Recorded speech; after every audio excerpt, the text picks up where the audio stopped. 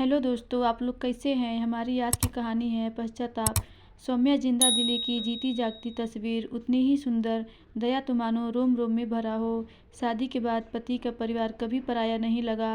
ननद को बहन जैसा मानना, देवर को भाई, सास ससुर तो माता पिता से बढ़कर थे। लेकिन न जाने उन लोगों के मन में क्या था जो इसके प्रत्येक काम में नुक्स निकालने की आदत बन गई थी। उससे मन होता तो कोई बात करता, मन नहीं होता तब वह चुपचाप एक कोने में डरी सहमी रहती थी। 8 दिन बीत जाता था लेकिन कोई बात नहीं करता था। पहली रसोई में बोला गया कि हमारे यहाँ बहू 2 साल तक रसोई घर नहीं जाती है।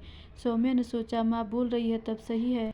लेकिन बाहर से आने वालों के सामने सास को यह बोलता सुन कि बहू कोई काम नहीं करना चाहती है, उसकी आंखों से आंसू बहने लगते थे। लेकिन उस आंसू को किसी को इसलिए नहीं दिखा सकती थी कि कहीं कोई यह न कहने लगे कि इसका यहाँ मन नहीं लगता है, मायके का याद आ रहा होगा। उसे उस दिन की याद आ गई जब वह मायके से फ़ोन आने के बाद जब अपने पति के ख्यालों में खोई हुई थी कि सास ने ससुर जी से कहा, माँ ने कुछ कहा होगा इसलिए मुंह बनाकर घर में बैठी है। दिन रात होने वाली शिकायतों से परेशान रहने लगी थी। स्नान घर में बैठकर आंसू बहाना तो अब आदत बन गई थी। किससे कहती और क्या कहती, लेकिन उसके होठों की मुस्कान जो सभी के लिए थे वह हमेशा उसके दर्द को छुपा देते थे। एक बार उसके पिता आए तब देवर खिड़की से कान लगाकर बात सुनने की कोशिश में लगा रहा। पिता के लाख पूछने पर कि क्या हुआ, वह उत्तर में आंसू भी नहीं बहा सकी। उसे डर था कि सत्य उसे उसके पति से दूर न कर दे। जब कभी खाना बनाने वह जाती तब किसी की आहट सुनकर सौम्या की सास शीला जी कहती, सौम्या अंदर जाओ, यहाँ बाहर से आने वाले के सामने रहोगी तब पापा गुस्सा करेंगे और फिर उसी आदमी के सामने रोना शुरू। सौम्या तो कुछ नहीं करती है। सौम्या यह सब सुनकर भी चुप रह जाती थी। सौम्या की ननद आरती तो हमेशा कहती रहती थी कि आपके आने के बाद मुझे बहुत काम करना पड़ता है। शायद इसलिए शीला सौम्या को कोई बहाने से मना करके वही काम आरती से करवाकर घर से बाहर तक बहू को काम नहीं करती है ये बताना चाहती थी। सौम्या जब भी काम करना चाहती तब कोई न कोई बहाना से बात करना बंद कर देती थी। सौम्या को हिम्मत ही नहीं होती कि वह रसोई घर के अंदर जाए। सौम्या माँ बनने वाली थी, उसे खड़े होकर रोटी नहीं सेका जा रहा था कि आरती ने जाकर माँ से क्या कहा कि अब तो घर में हल्ला शुरू हो गया कि सौम्या अपने आप को आग लगा रही थी। सौम्या के लाख कहने पर भी उसकी किसी ने नहीं सुनी।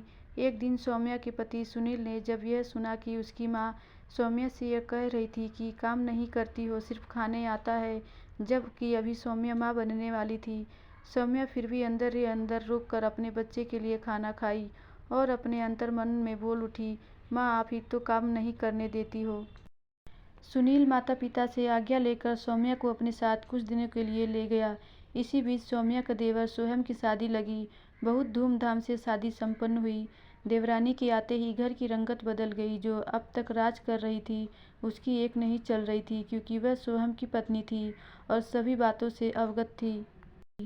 आज सौम्या की देवरानी निशा को बाजार जाना है। आज निशा श्रीनगर घूमने जाएगी और बात पूरी नहीं होने पर घर में जीना मुश्किल हो जाता था। शीला का एक नहीं चल रहा था। अब घर ठीक ठीक चले। सौम्या का ससुर भरत चुपचाप सोहम और निशा को पैसे देने लगे। लेकिन एक दिन निशा ने बहुत झगड़ा करके सास ससुर और ननद को घर से निकाल दिया। इन लोगों के पास भटकने के सिवाय कोई दूसरा उपाय नहीं था। अब सुनील और सौम्या को याद करके रोने के अलावा कोई उपाय भी नहीं था। भरत सोचने लगे कि जब ये लोग पहली बार गए थे तब मैंने ही घर नहीं आने की बात कही थी और मेरे कारण वे दोनों दर दर की ठोकरें खाए और आज वही हाल हम लोगों का है। सच कहते हैं इस जन्म के कर्म का फल इसी जन्म में भोगना पड़ता है। ओह न जाने कहाँ होंगे मेरे राम, सुनील और सीता सौम्या। हे भगवान उन्हें खुश रखना। और सभी पश्चाताप के अग्नि में जल रहे थे। धन्यवाद दोस्तों।